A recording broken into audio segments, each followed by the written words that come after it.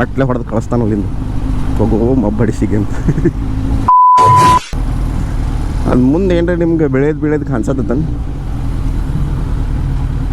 ಅದು ಕಾಣಿಸ್ಲಿಲ್ಲ ಅಂದ್ರೂ ಇನ್ನು ಮುಂದೆ ಏನು ಕಂಪೌಂಡ್ ಕಾಣಿಸತ್ತಲ್ಲ. ಇದು ಕಂಪೌಂಡ್ ಇದು HAL ಕಂಪೌಂಡ್. ಇದು ಇವು ನಮ್ಮ ಫೈಟರ್ ಜೆಟ್ ಅದು ಅದಾವಲ್ಲ, ತೇಜಸ್ ಯಾವ ಫೈಟರ್ ಜೆಟ್ಗಳು ಅದಾವೆ, ಇಂಡಿಯನ್ ಫೈಟರ್ ಜೆಟ್ಸ್, ಅವೆಲ್ಲ ರೆಡಿ ಆಗೋದೇ ಇಲ್ಲೇ HALನಾಗ.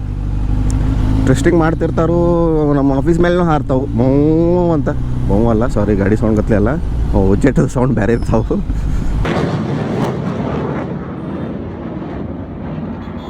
ಆ ಹಾರ್ದಾಗೆಲ್ಲ ನಾವು ಒಳಗೆ ಆಫೀಸ್ನಾಗ ಕೂತಿರ್ತೀವಿ, ಅದ್ರ ಮೇಲೆ ನೋಡ್ತೀವಿ. ಹಿಂಗೆ ಮ್ಯಾಲೆ ಏನು ಫ್ಲೋರಾಗ ಕಾಣಿಸ್ತೈತಿ, ಆದರೂ ಸೌಂಡ್ ಇಲ್ಲಿ ಹೊಂಟಾನ ನೋಡು. ಇಲ್ಲಿ ಫೈಟರ್ ಕಾಕ, ಫೈಟರ್ ಜೆಟ್ ಪೈಲಟ್. ಅವ್ರಿಗೆ ಹೋಗಿ ಒಂದು ಕೇಳ್ಬೇಕು, ಅಣ್ಣ ನಂಗೊಂದು ರೌಂಡ್ ಕೊಡ್ತೀಯನ ಅಂತ.